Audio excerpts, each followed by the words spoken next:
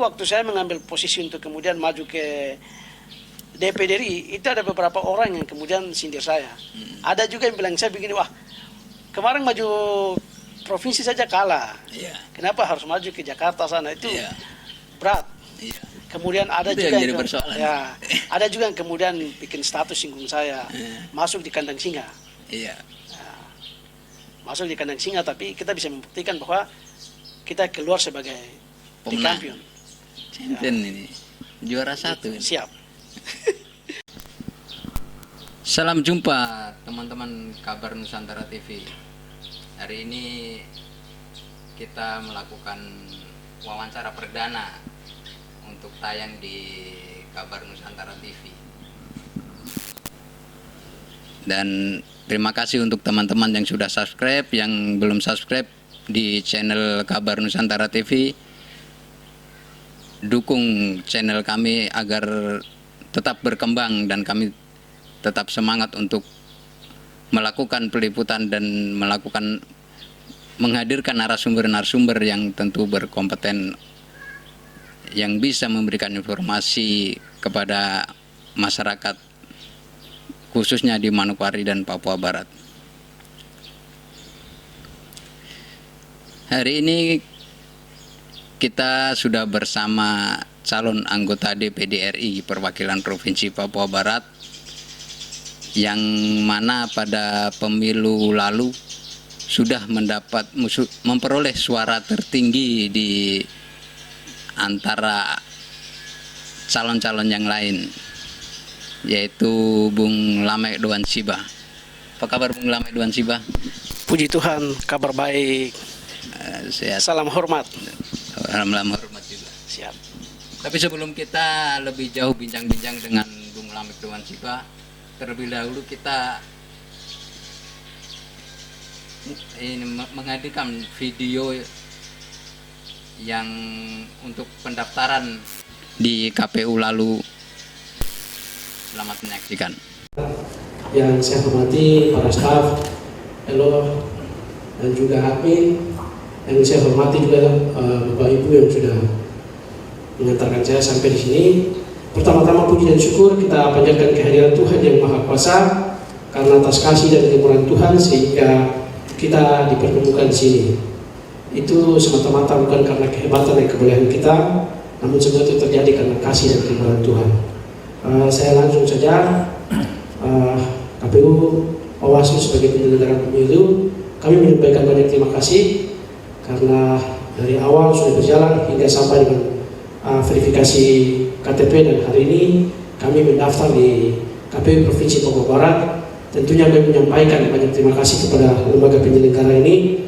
Mudah-mudahan tetap menjadi lembaga penyelenggara yang tetap melaksanakan pemilu yang bermartabat, yang berwibawa, demi mewujudkan cita-cita besar kita bersama, yaitu majukan kesejahteraan dan kemakmuran bagi bangsa dan negara.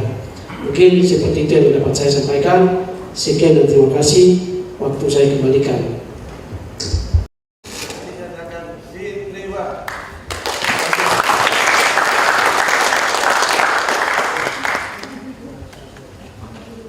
Baik, diterima untuk diverifikasi jika ada yang ingin dilengkapi.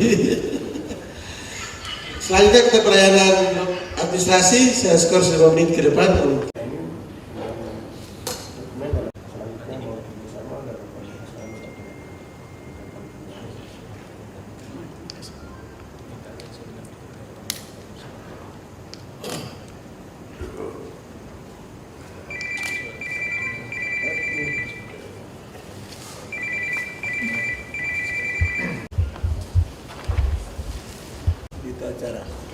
Calon ke-6.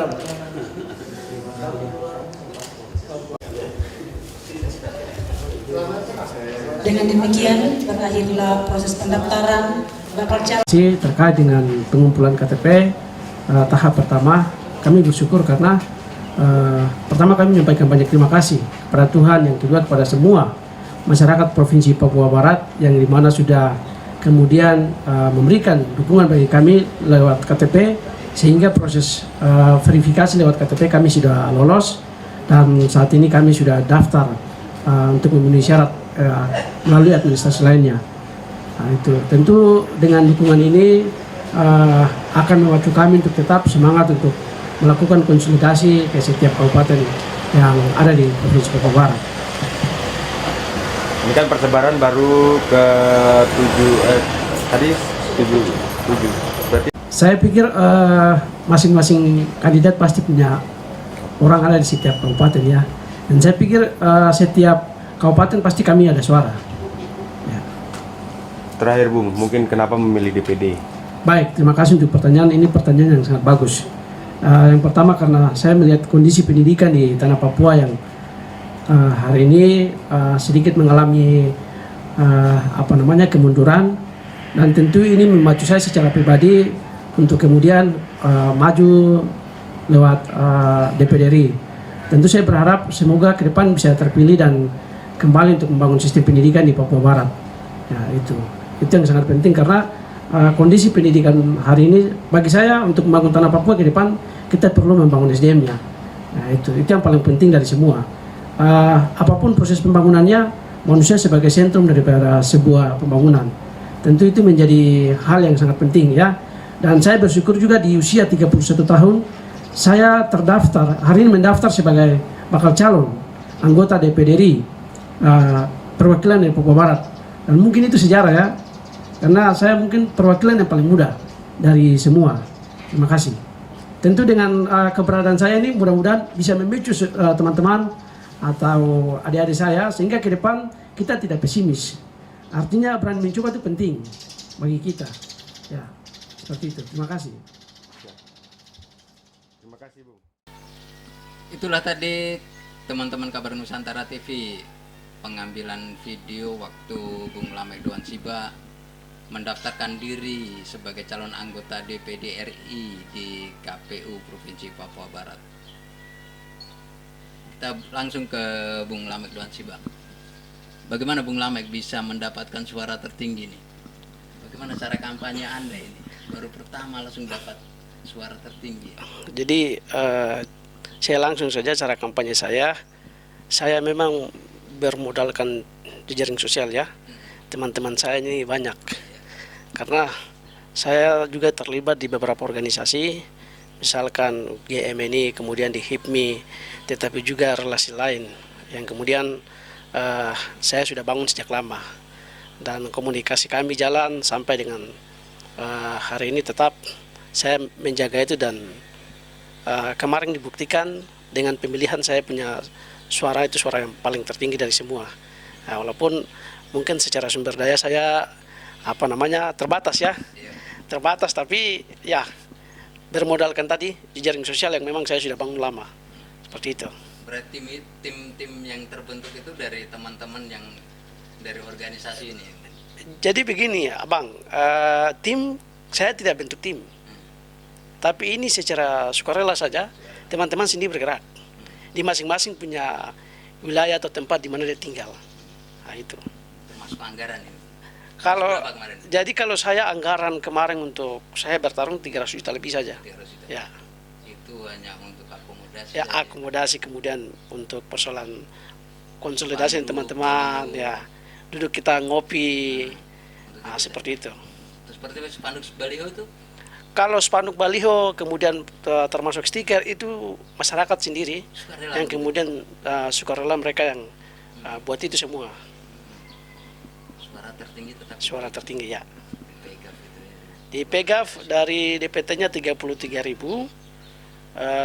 33.000 lebih lah. Yang keluar 4.000 saja. Sisanya 29 tetap. Kemarin total itu berapa itu Bung? Total keseluruhan dari seluruh suara di Papua Barat. Oh, itu 57.900 sekian. 900. Ya. Luar biasa itu. Ya. Itu bisa mengalahkan incumbent itu. Ya. Itu semua karena kemurahan Tuhan. Yang terendah itu di Wondama ya Bung ya. Kalau di Wondama memang saya tidak pergi. Oh, tidak pergi. Saya tidak sempat kampanye di Wondama, tetapi puji Tuhan di sana ada suara juga. 761. Iya, Ya. Tidak kampanye saja dapat suara sih. Tidak kampanye. Luar biasa itu. Siap. Atau ada backingan ini Bung? Kalau saya backingan ya, artinya saya punya kakak-kakak ini banyak yang Saya kemudian membangun relasi dengan mereka, yang kemudian hari ini mereka total untuk saya. Dan saya menyampaikan banyak terima kasih untuk semua. Yang kemudian hari ini sudah memberikan dukungan bagi saya, terutama untuk semua masyarakat yang ada di Provinsi Papua Barat. Nah, itu. Berarti latar belakang Ya. tidur ngopi di KNPI ini, Bung. Saya ya memang secara organisasi sudah terproses dari beberapa organisasi sebelum mengenal organisasi lain. Ya memang saya tumbuh berkembang dari gereja ya, dari pemuda gereja. Waktu itu saya jadi ketua sekolah minggu. Saya mendirikan sekolah minggu di sini di jemaat kami. Kemudian pasca itu saya sempat jadi ketua untuk sepak bola begitu. Namanya waktu itu kita pakai nama itu nama Ambangi FC. Setelah itu saya masuk BRGM ini lalu ketemu dengan salah satunya Abang. Iya. Untuk teman-teman, memang dulu kita nggak kenalan secara langsung begitu, tapi kami kita kenal dari secara organisasi, duduk sama-sama, ngopi bareng, tidur juga sama-sama di sekretariat KNPI Kabupaten Manokwari yang ada di Jalan Percetakan Negara. Nomor berapa itu? Nomor 2 kan, nomor 3 itu ya. Pokoknya di Saya lupa. DPD KNPI Kabupaten Manokwari itu kita duduk bareng di situ. Tapi lumayan juga itu. Organisasi itu memang menguras tenaga juga, Bung. Ya, tapi bagi saya itulah proses. Prosesnya dari Orang situ. siapa menghargai proses akan menghargainya. Bung, berapa bersaudara ini, Bung? Saya ada 5 bersaudara. 5 bersaudara. Saya yang nomor kedua, Nomor kakak saya yang dua. pertama, kedua, saya ketiga ada saudara perempuan 1, keempat ada laki-laki, yang kelima juga laki-laki. Orang tua masih Ya, lengkap ya? orang tua masih lengkap. Saya lahir dari keluarga petani yang kalau kasarnya itu miskin, tidak mampu. Ya, karena waktu kami sekolah itu kan untuk memakan nasi saja 1 bulan 1 kali. Nah, itu. Kita flashback kembali ke pendidikan Bung nih. Bung dari TK, SD sampai perguruan tinggi kah? Kalau saya TK, saya tidak di TK. Saya langsung SD. Langsung SD. Ya. Sama Saya kalau langsung gitu. SD. Jadi waktu itu saya sekolah belum sekolah negeri ya, masih Inpres. Jadi Inpres Ulong. Di Pegaf. Oh ya, di Pegaf. Kabupaten Pegaf. Sekarang ibu kota Kabupaten Pegaf. Ya, jadi saya kelas 1 sampai kelas 2 di situ. Jadi semenjak SD kelas 1 sudah pisah dengan orang tua.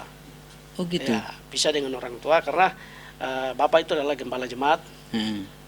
Maka mau tidak mau, suka tidak suka, umat lebih penting. Iya. Jadi bapak dan mama tetap di kampung, dan kampung kami namanya Kampung Iwau. Itu di bagian distrik Catubau. Ikut siapa itu Bung setelah pisah dari orang tua itu? Setelah saya pisah dari orang tua dengan kakak ya, dengan kakak yang pertama. Oh, kakak Kami pertama. dua pisah dengan orang tua. Kami pergi tinggal dengan nenek. Oh, dan nenek di Nenek di Ulong. yang sekarang ibu kota Ya, sekarang Kabupaten ibu kota Pegunungan kabupaten. Arfak gitu. Ya. Dari SD saja. Dari SMP-nya? Dari SD, kemudian dari situ saya pindah ke SD YPPG Catubau. Catubau. Ya. Itu masih ikut nenek itu. Tidak, itu sudah pergi tinggal dengan salah satu bapak adik saya. Oh, Bapak Ade. Ya, yang tinggal di Catubau. Nah, kami di situ, tapi masih juga dengan orang tua. Jadi setiap jam 4 subuh itu sudah harus bangun, karena jalan kaki jauh. Jauh. Berapa kilo Jadi, itu jalan itu untuk sekitar 4 sampai 5 kilo. 5 kilo. Perjalanannya jauh. Nah, itu. Bisa 1 jam itu. Bung? Iya, 1 jam. 1 jam itu. Jadi waktu itu karena posisi letak geografisnya kan gunung toh. Jadi kami setiap pagi itu tancap gunung, setiap subuh tuh. Lewat jalan setapak gitu, Bung. Lewat jalan setapak. Sampai tiba di sekolah itu kan buku saja yang selamat. Tapi semua tubuh sampai rambut semua ini basah habis. Nah, itu. Lanjut ke SMA di Lalu saya kota. pindah SD kelas 4 di situ, naik kelas 3. Kelas 4 saya pindah di SD Sawi. 07 sekarang SD? ya. 06 SMP, SD. SD. Ah, ya, saya pindah kembali ke Manokwari sini. Yang SMP berarti di Manokwari. SMP di Manokwari, semua di SMP di Manokwari. Jadi saya perjalanan waktu itu pindah ke SD Sawi, tinggal dengan Om. Ya, Yang di SD sana tuh itu tinggal dengan dengan Bapak nenek. Ade. Bapak Ade. Ya, Oh, Bapak Ade tuh Kemudian- sampai kelas kelas 4 Kelas 4. Kelas 4 pindah di kota. pindah ke kota. Ikut Om. Pindah ke kota tinggal dengan Om. Om sampai dengan tamat SD. Tamat SD. Nah, waktu itu bapak dan mama karena masih fokus pelayanan di jemaat. Gereja ya. Jadi waktu itu saya dengan kakak laki-laki kita dua datang tinggal dengan dia tinggal dengan tante mereka, saya tinggal dengan Om. Nah, itu. Jadi memang pisah dari orang tua itu sudah semenjak SD kelas 1. Jadi saya datang sekolah di Manokwari, memang waktu itu fasih bahasa Indonesia juga belum bagus ya. Jadi tidak bisa membedakan L dengan R. Ya, kadang saya dijadikan sebagai bahan bully ya, oleh teman-teman. Nama saya dipanggil Lemek, kadang Ramek, karena dialek tadi tahu. Iya, dialek. Nah, itu. Emang. Jadi memang saya waktu itu pindah ke Manokwari itu saya tak buang jauh dengan teman-teman yang di Manokwari. Karena memang proses pendidikan kami di PEGAF itu kan guru-gurunya tidak lengkap. Kemudian bahan bacaan yang sangat terbatas. Jadi itu sangat berimplikasi pada eksistensi saya secara pribadi di ketika pindah ke Manokwari. Nah, itu. Jadi waktu itu kami dalam hal ini matematika saya buta sama sekali. Saya cuma tahu tambah-tambah. Kali bagi kurang saya tidak tahu. Nah, itu. Tahun berapa lulus SD itu, Bung? Saya lulus SD 2003. 2003 langsung masuk SMP Ya, di SMP Arfai. Arfai. Ya. Jadi waktu di SD saya peringkat terakhir dari semua. Dulu di PEGAF SD Impres Ulong, kemudian YPG Catubo saya peringkat 1. Tapi ketika saya pindah di Manokwari saya terakhir. Peringkat terakhir. Jadi Ya. mungkin dari segi sosialnya mungkin. Jadi memang tadi saya sudah jelaskan Karena pada sudah sisi berkumpul dengan Ya. Nusantara. jadi memang saya tak buang jauh sekali. Artinya ada beberapa teman-teman Papua yang lain juga, tapi dalam hal ini saya sendiri yang memang di belakang. Jadi waktu itu saya tidak tahu bahasa Indonesia.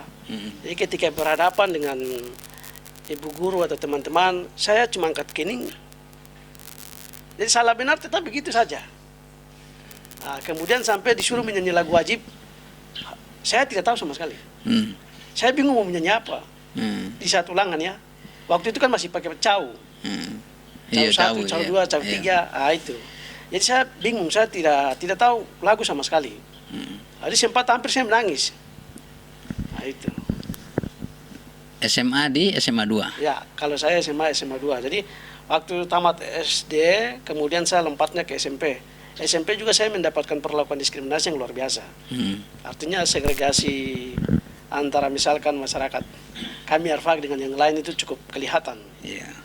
Ini yang makanya ini jadi sebuah harapan saya ke teman-teman semua bahwa di dalam sistem pendidikan tidak boleh kita rasis. Itu penting sekali, itu poin yang sangat penting karena hari ini saya lihat masih berlaku. Masih berlaku di setiap sekolah-sekolah yang ada di Manokwari. Bukan hanya di Manokwari, satu tanah Papua ini. Masih selalu bicara soal orang ini atau suku ini, kemudian dialeknya selalu ditiru. Ini bahaya. Bahaya. Sebenarnya kan pendidikan itu kan tempat untuk kemudian kita belajar. Jadi hal-hal yang berhubungan dengan seperti itu mestinya tidak perlu untuk kemudian berlaku di situ. Nah, itu. Ini mungkin pesan saya kepada para guru, tetapi juga murid, adik-adik saya, sehingga kita memahami bagian-bagian itu bahwa di sekolah tidak boleh kita rasis.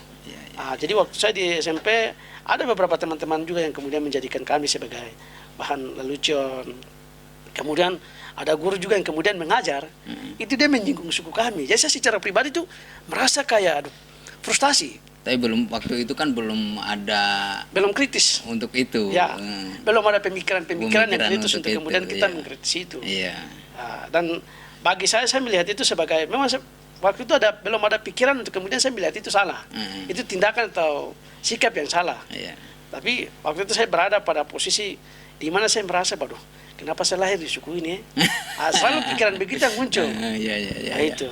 Tapi puji Tuhan karena dengan berbagai macam peristiwa dinamika yang terjadi itu kemudian membentuk saya menjadi pribadi yang lebih dewasa, pribadi yang lebih bijak dalam menanggapi situasi dan kondisi yang ada. Terus SMA itu, Bung? Saya masih tetap ada diskriminasi ke apa itu? SMA pun masih sama. Saya merasakan hal itu, tapi tensinya sudah tidak seperti turun yang tidak seperti mungkin yang pergaulannya sudah meningkat kan? Tidak seperti yang di SMP. lulus SMA tahun 2009. 2009. Jadi SMA pun saya siswa yang peringkat terakhir. Kalau SMP masih ya, bagus. Masih bagus, masih di Ya, tengah-tengah ya. Masih tengah-tengah. Eh, Artinya berarti- dari 10 besar pasti ada di peringkat 16 atau 15 dari sekian 30 atau 40-an siswa. iya. Tapi ketika masuk ke SMA saya tabung jauh karena memang kita bersaing dengan teman-teman yang benar-benar mereka punya kemampuan. Iya, iya. Ya, secara kemampuan, secara teori ya. Oh iya, Itu. karena kalau sudah SMP, SMA tetap pikiran kan tetap meningkat Ya, kan. betul. Cara berpikirnya kan tetap Ya. berubah. Lebih ke dewasa. Lanjut ke perguruan tinggi. Ya. Jadi saya cerita kisah sedikit di SMA dulu. Di SMA dulu, Maksudnya, ya. Karena kita lahir dari keluarga yang tidak mampu, itu kemudian membuat saya setiap SMA dulu itu kan sekolah yang tertib sekali toh. Iya. Jadi Alfa sampai 5 kali pasti dapat surat panggilan. Dan saya ini orang yang sering dapat surat panggilan. Sering dapat surat panggilan karena kehidupan orang tua seperti ini. Siapa tukang Artinya- ojek untuk datang orang tua ini? Yang biasa ini alasan banyak. Mungkin saya sudah tipu-tipu jadi makanya cocok memang masuk politik.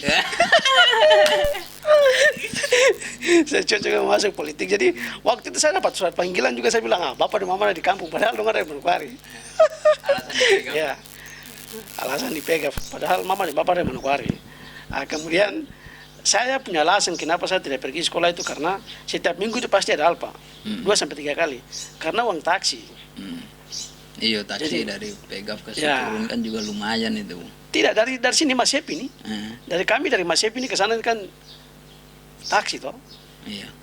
Dari sini ke Dulu masih ada ya, taksi, sekarang kan sudah nggak ada taksi, Bu. Iya, dulu kan kami di sini jalan kaki dari sini, dari Mas Sepi sini tunggu taksi atau ojek di Marampa. Eh, Baru naik SMA 2.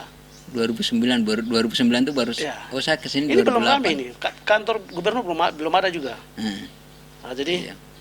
kami kemudian kita lakukan setiap hari sampai lulus SMA. Jadi waktu itu saya Alfa itu karena orang tua petani.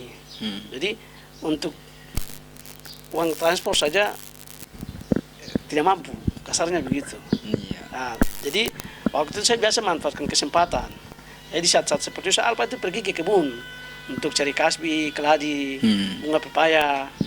Nah, itu. Jadi ikut nenek, waktu itu nenek masih hidup, jadi ikut nenek baru pergi panjat itu bunga pepaya. Nenek pergi jual di pasar. Iya. Nah, uang itu kasih. Lanjut. Ke perguruan tinggi, Bu. Ya, saya lanjut, lalu kemudian saya lanjut ke Pak. bukan. Saya di Sekolah Tinggi Pariwisata. Waktu itu kami di Ludek Manacan menggunakan gedung SMA 1. Tapi karena legal standingnya tidak ada, saya wisudanya di Biak. Akademi Pariwisata Biak. Di sana. Jadi memang proses perjalanan yang cukup luar biasa. Jadi waktu itu di kampus pun kami di Gembleng dalam organisasi waktu itu di BM, tapi karena BM-nya tidak aktif. Iya. Disitulah saya mengenal organisasi namanya GMNI, Iya. Gerakan Mahasiswa Nasional Indonesia. Hmm. Jadi teman-teman kemudian saya punya teman yang karena memang sudah duluan ikut yang namanya PPAB atau kalau GMNI kan sistem kaderisasinya mulai dari PPAB, KTD, terus KTM sampai KTP. Jadi mereka karena sudah PPAB, kemudian dia ajak saya. Ada organisasi yang kita belajar tentang pikiran-pikiran Soekarno.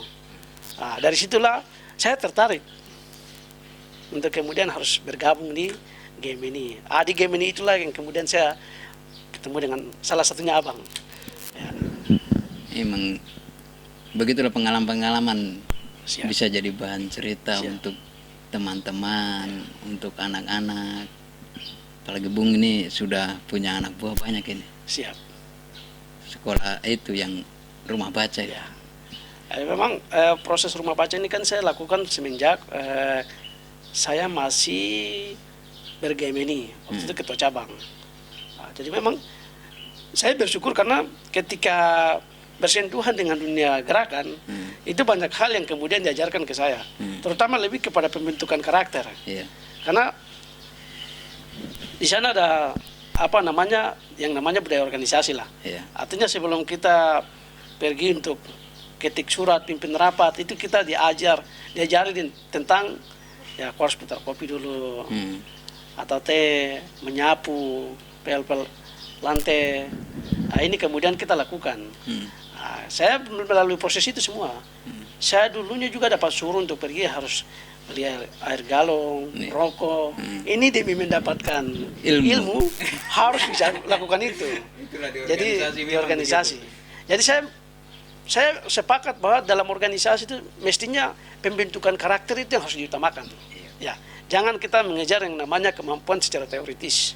Karena kalau kita lebih dominan lebih kepada teoritis, itu akan membuat manusia itu menjadi pribadi yang ego. Nah, itu akan membuat manusia itu menjadi pribadi yang ego. Makanya saya lebih sepakat bahwa dalam setiap organisasi yang perlu dilakukan adalah pembentukan karakter. Itu pertama dulu. Sehingga ketika kita melalui proses atau fase itu, kerendahan hati itu selalu ada. Untuk saat ini kayaknya menurun. Ya. Kalau saya lihat saat ini orientasinya semua lebih kepada mengejar yang namanya kemampuan intelektual, teori. Bung Tejo, sebelum kita bahas yang rumah baca, Bung ini kan lulusan pariwisata, kenapa nggak kembangkan Danau Anggi itu, Danau Kembar itu? Jadi saya begini, saya ada satu hal yang saya lihat bahwa kesadaran masyarakat Papua, saya tidak kemudian menjustifikasi ya, tetapi yang saya lihat secara holistik, artinya tidak semua lah. Kita belum sadar tentang pentingnya pariwisata bagi pertumbuhan ekonomi atau kemajuan daerah. Kita belum sadar. Jadi saya merasa bahwa saya mengambil posisi itu agak setengah mati karena melebihi kemampuan saya. Walaupun saya sekolahnya di situ. Nah itu. Maka kenapa saya lebih cenderung pada rumah baca? Karena rumah baca saya hitungnya begini. Saya beli buku, beli meja, atau kursi, pensil ini kan tidak terlalu banyak buang-buang biaya. Hal yang kecil tapi dampaknya besar. Begitu. Jadi saya terkadang melihat juga bahwa di kita ini selalu bermimpi tentang hal kecil tapi tidak memulai dari hal besar, tetapi tidak memulai dari hal yang kecil. Kita selalu bermimpi tentang hal-hal besar ini itu tapi kemudian tidak memulai dari hal yang kecil. Kalau jatuh itu terasa. Ya, terasa. Berapa rumah baca, Bung? Yang sudah berdiri sekarang? 38 rumah baca. Itu termasuk di Papua Barat Daya ada ya? Iya, Papua Barat Daya ada termasuk Tanah Papua. Tanah Papua. Itu di Numfor. Jadi memang artinya tidak semua jalan ya, ada juga yang jalan secara sporadis. Tapi saya pikir itulah proses. Ya, untuk membangun sesuatu itu kan tidak serta-merta langsung jadi. Tapi semua membutuhkan sebuah proses perjuangan yang panjang.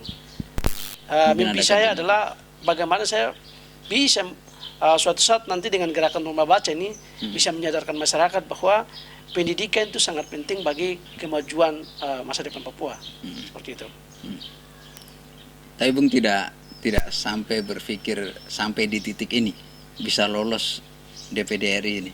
Kalau saya secara pribadi ya, artinya manusia pasti pesimis. Iya. Ya, pasti kita sedikit pesimis. Karena pernah gagal. Ya. Karena pernah gagal. Karena pernah gagal ya. Saya waktu itu maju DPR provinsi. Saya gagal ya. Saya berada di posisi 4 dengan total suara waktu itu 1.700. Iya. Saya gagal. Iya. Jadi waktu saya mengambil posisi untuk kemudian maju ke DPD RI, itu ada beberapa orang yang kemudian sindir saya. Ada juga yang bilang saya begini, wah kemarin maju provinsi saja kalah. Iya. Kenapa harus maju ke Jakarta sana? Itu Iya. berat. Iya. Kemudian ada Itu juga yang jadi persoalan. ya, ada juga yang kemudian bikin status singgung saya, masuk di kandang singa. Iya. Masuk di kandang singa, tapi kita bisa membuktikan bahwa kita keluar sebagai Pemenang. champion. Ini juara 1 ini. Siap. Apa agenda di DPD RI nanti, Bung? Kalau saya nanti saya lebih fokus kepada rumah baca. Saya pikir itu sangat penting bagi kemajuan masa depan Papua. Jadi untuk menghancurkan satu bangsa cukup hancurkan pendidikan, sistem pendidikannya saja. Iya. Jadi saya menyadari bagian itu, bahwa di Papua ini yang perlu dilihat adalah sistem pendidikannya. Itu salah satu yang perlu harus kita lihat secara bersama. Nah, jadi saya secara pribadi juga mengikuti bahwa selama ini kecenderungan masyarakat, pemerintah melihat pendidikan dalam perspektif yang masih sempit. Bahwasannya pendidikan itu identik dengan pendidikan formal. Iya, formal. Ya, tapi non formal dan informal itu terjadi proses pengabaian. Dan ini bahaya. Itu yang Bung sudah rasakan. Ya. Dapat pendidikan di kampus dengan di organisasi. Nah, Saya itu merasakan itu, artinya perbedaannya jauh sekali. Iya. Ketika kita di organisasi itu digembleng betul-betul. Ya. senior tetap senior. Iya. Etika itu ada. Iya. Tapi kalau di pendidikan formal hari ini saya lihat kita lebih muatannya lebih kepada teori saja. Harus mengikuti Ya. kurikulum. Kurikulum yang memang sudah dipatenkan. Iya, Pantai. Jadi memang tidak bisa itu, si metode pengajarannya tidak boleh berubah. Jadi kita sudah mengikuti sesuatu yang baku. Tapi kalau di organisasi pendidikan formal dan non formal dan informal itu saya pikir itu sesuatu yang penting untuk kemudian sekarang anak-anak harus kemudian banyak juga diproses di situ. Peran keluarga itu sangat penting. Pengalaman saya dengan keluarga itu kan ya walaupun kita juga ada sedikit nakalnya. Iya. Ya, mama dan papa itu kan sering didik kami itu dari selalu dengan firman Tuhan. Iya. Ya. Nah, itu. Jadi nanti rumah baca ini mau dibawa kemana ini, Bu? Mau dibawa untuk buat lembaga pendidikan sendiri atau memang begitu sudah jalan kayak yang ada sekarang ini? Kalau saya begini, untuk sementara belum ada pikiran untuk ke sana Lembaga pendidikannya dan lain itu, sebagainya. ya. Saya melihatnya begini, yang paling penting itu bukan itu. Tapi yang paling penting dari semua adalah bagaimana kesadaran masyarakat Papua ini bisa terbentuk. Dia menyadari bahwa pendidikan itu sangat penting. Oh, Nah, itu. iya, iya.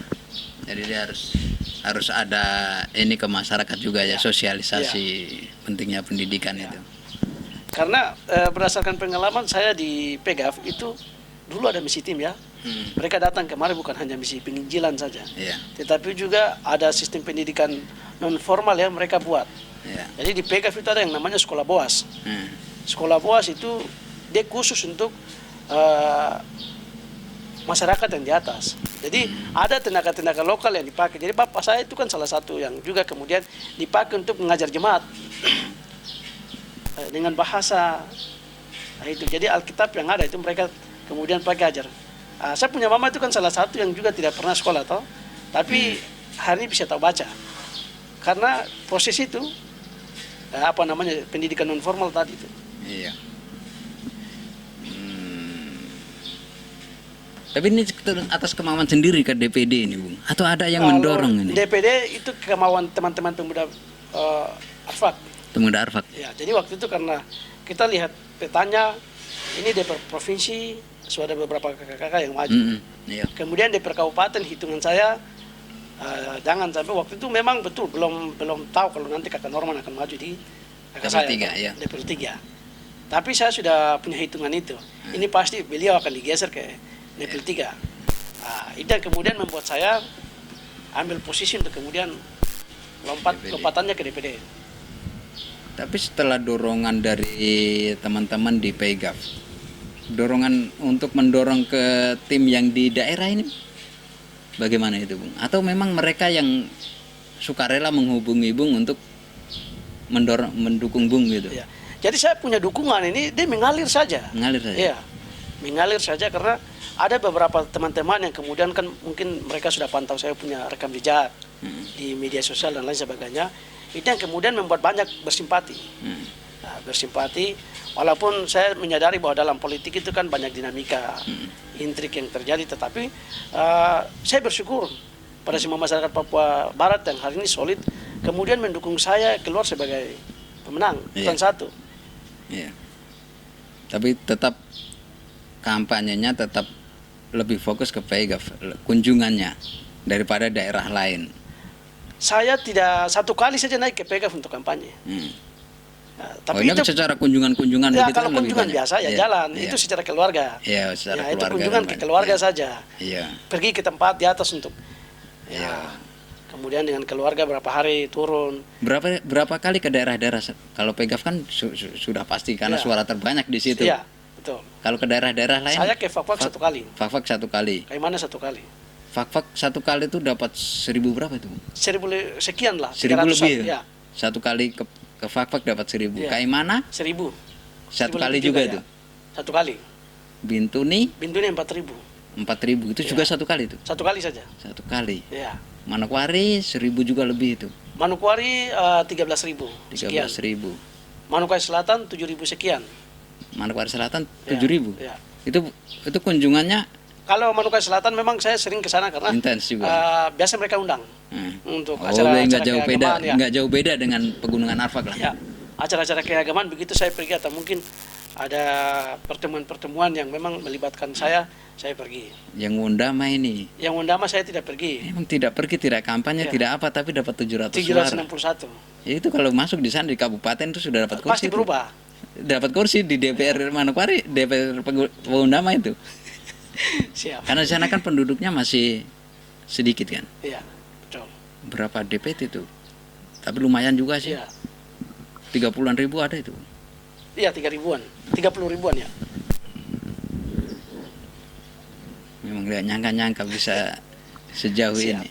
Sudah penetapan, oh nanti tanggal 20 baru penetapan. Iya, ya? tanggal 20 itu kan 20, penetapan KPU serentak. RI. Iya. Siap. Iya, iya, iya. Di DPD ini, Bung, sudah usia keberapa ini, Bung? Saya DPD usia yang ke-32, 2 tahun. Mungkin bisa jadi termuda kah, Pak ya? Bisa jadi, Bisa jadi. bisa jadi. Artinya dari 11 kami 12 yang calon, tapi satu berhalangan total, Pak Ishak. Jadi dari 11 orang ini saya yang Termuda. Iya, Ya, di usia 32 tahun. iya. Jadi kalau saya dalam proses perjalanan organisasi apa saya sudah tidak kaget karena saya pimpin organisasi di usia-usia muda semua. Iya, Ya. boleh tuh. Ya, jadi artinya dulu sekolah minggu masih 16 tahun sudah jadi Iya. ketua. Kemudian di game ini itu kan usia 21 tahun. Itu Kemudian ketua GMN itu 21 tahun. ya 21 tahun. Tahun berapa itu, Bung? Itu tahun 2013. 2013 ya. Ya. Kemudian saya jadi ketua Golkar di Pegaf usia 27 tahun. Oh, itu yang karateker ya. Iya, iya. Kemudian sekretaris KNP di atas. Jadi memang saya bersyukur karena melalui semua proses ini dengan usia yang muda sampai dengan hari ini jadi DPD RI juga di usia yang sangat muda dan itu sesuatu yang anugerah yang sangat luar biasa yang saya sangat merasakan. Ingat kemurahan Tuhan luar biasa. Nah, itu. Bagaimana tanggapan orang tua ini? Orang tua pasti bangga. Bangga ya. Ya sudah pasti mereka bangga. Artinya tidak nyangka saya bisa sampai di level ini. Kalau Bung saudara-saudara yang pertama itu di mana itu? Di Pegaf. Yang pertama di Pegaf, kerjanya di Pegaf. Mm-mm. Jadi kabak pemerintahan. Kerjanya di situ. Kemudian yang kedua ada mengajar di rumah baca yang saya dirikan di Mansel. Yang ketiga ya. Yang tiga di Mansel. Yang ketiga di Mansel, yang keempat masih sementara dalam proses juga. Oh, yang pendidikannya di sudah Malang. selesai. Ya. Pendidikannya sudah selesai. Kuliahnya sudah selesai. Sekarang ada laki-laki yang satu masih SMP kelas 3. SMP kelas Ya. Siap. Luar biasa itu. Ya. Nggak menyangka itu loh sejauh ini. Padahal dulu nggak ada pikiran untuk ke situ. Bung. Iya. Bicara-bicara di organisasi, bicara tinggi sampai sekarang sudah sampai ke titik itu. Gitu. Siap. Tentu artinya kita menyampaikan banyak terima kasih juga kepada para senior yang kemudian tidak bosan-bosan untuk didik kami. Anda kalahkan senior Anda loh. Anda kalahkan senior Anda itu. Ya, artinya itu senior saya. Ya dalam pesta demokrasi pasti ada yang kalah ada yang menang. Ya. Itu hal biasa. Konsekuensi. Ya, konsekuensi daripada keputusan politik yang kita ambil. Jadi memang saya di game ini itu kan waktu itu saya tetap membangun silaturahmi dengan semua organisasi ya. Iya. Artinya kelompok HMI pun saya datang, GMKI, PMKRI pun saya datangi semua. Untuk kita menjaga itu. Kemudian juga Sudah dijaga organisasi yang lain. Iya. Kita tetap membangun komunikasi itu. Jadi memang waktu di game ini kan prosesnya luar biasa ya. Iya. Artinya kita mendapatkan berbagai macam hantaman yang luar biasa. Iya. Baik tekanan politik tetapi juga sesama aktivis. Itu sering itu demo sampai pernah dapat tangkap, Iya. dihantam dengan pantat senjata. Jadi hal-hal begitu kan kita sudah lewati ya. Jadi kemudian dari proses itu yang kemudian membentuk mentalitas kita ini kan menjadi pribadi yang tangguh. Jadi berada di situasi apapun itu tidak membuat saya secara pribadi tidak kemudian takut. Karena memang sudah terbentuk. Semakin kita dibenturkan maka akan terbentuk. Nah, itu. Dulu tidur di trotoar Senayan, sekarang di dalam Senayan ini. Saya punya pengalaman itu pernah di lingkaran HAI, lingkaran kebundaran Oh, HAI. yang itu. tidur di Ya. sana tuh. Itu saya satu malam di situ sampai pagi. Itu hanya gara-gara diskusi saja, Iya. demi dapat ilmu saja. Itu kita diskusi dari jam 7 malam ini sampai pagi. Sampai tidur di Ya, situ. saya tidur situ. Gantian tidurnya itu, Bung. Tidurnya di Itu. situ beda. Kemudian Iya. kalau di Manokwari itu pernah di depan pasar tingkat. Pasar Itu Tingkat? kita duduk cerita sampai Terang. terang. Dia ngantuk langsung tidur. Bangun begini, mama sudah datang nih, jualan semua di perang jalan ini. Nah, kemudian kalau di sekretariat kadang lupa pulang ke rumah. Satu Nah, minggu, itu dia. Satu minggu Sudah kadang tidak terlalu ganti, asik. baru Iya. tidak mandi lagi. Iya. Aduh. Jarang mandi, sikat gigi sudah. Makan seadanya. Ya, jadi memang waktu saya berproses di game ini itu memang prinsip saya adalah waktu itu tidak jalan untuk cari muka dengan orang. Mm-mm. Karena saya sadar bahwa panggung itu saya harus sendiri ciptakan. Kalau saya berdiri di atas panggung orang lain, saya tidak akan bertahan lama. Itulah kemudian muncul pemikiran saya untuk melahirkan yang namanya rumah baca. Ya. Rumah baca itu harus ada. Karena di posisi itu siapapun dia tidak mungkin menggeserkan saya dari itu. Saat sudah dilantik itu tetap berjalan. Tetap jalan. Selain untuk peningkatan SDM, apalagi Bu? Saya pikir yang lain-lain misalkan lebih kepada kita fokus kepada pemekaran apa, tapi itu pun harus kita lihat baik. Artinya kalau itu bisa menjawab kebutuhan masyarakat atau tidak. Kalau bagi saya begini, pemekaran kita boleh hadirkan, tetapi kalau kemudian untuk memperkaya orang-orang tertentu, ngapain? Iya kan? Kalau budaya, Bung? Budaya pasti. Karena itu berhubungan dengan jati diri kita. Iya. Nah, terus saya ulang lagi soal pemekaran tadi. Pemekaran ya. Kita lihat banyak fenomena hari ini yang terjadi di Papua Barat, Hmm. tanah Papua lah. Terkadang pemekaran hadir tapi untuk memperkaya kelompok tertentu. Iya. Nah, kemudian masyarakat semakin miskin. Iya. Nah, itu masyarakat semakin tersingkir. Dan itu dampak daripada sebuah pemekaran yang bagi saya itu miris. Kita mendatangkan sesuatu yang benar-benar tidak menjawab kebutuhan masyarakat. Justru bikin masyarakat itu sengsara. Nah, itu. Berapa kali saya sudah ikuti beberapa kabupaten yang ada di Papua Barat, kita bisa lihat. Iya.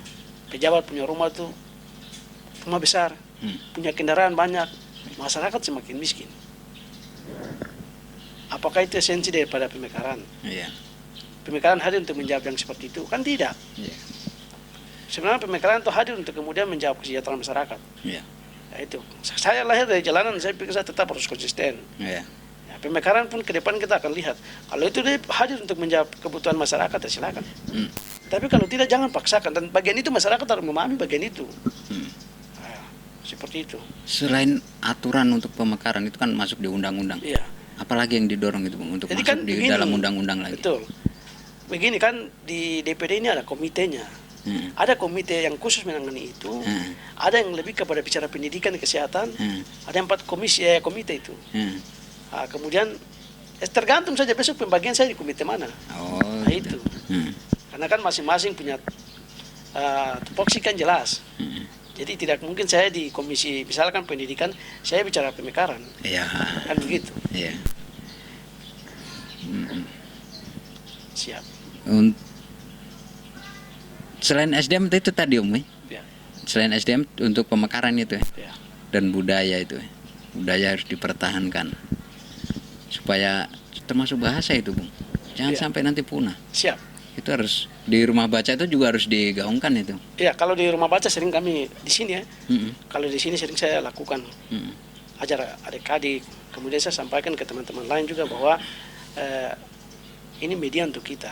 Kalau kita di pendidikan formal belum tentu bahasa dan budaya kita diajarkan karena itu memang sudah dari sana. Tetapi kalau rumah baca ini dijadikan sebagai media yang tepat, bisa pakai untuk kemudian ajar anak-anak kita dengan bahasa budaya kita. Orang kita mungkin masih tahu tentang bahasa budaya kita. Kita undang mereka untuk kemudian mengisi 30 menit atau 40 menit.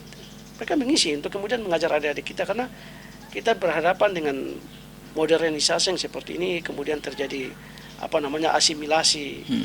Ini tentu akan mengikis adat, budaya atau kebiasaan kita yang baik, toh. Ini akan mengikis dan situasi hari ini kan terjadi. Kita ikuti perkembangan di mana-mana. Banyak masyarakat Arfak juga yang lahir besar di Manokwari sudah lupa terhadap bahasa budayanya. Apalagi yang pernah kan. Jadi cuma pikul marga saja. Iya. Di jasa misalkan marga Duan Siba. Tapi sudah tidak tahu bahasa dan budayanya. Begitu. Itu bagi saya miris. Dan saya bersyukur masih tetap menjaga dan mempertahankan itu. terakhir Bung, apa nih? Setelah sukses di DPD ini, apakah ada keinginan untuk maju sebagai kepala daerah, bupati kah, gubernur?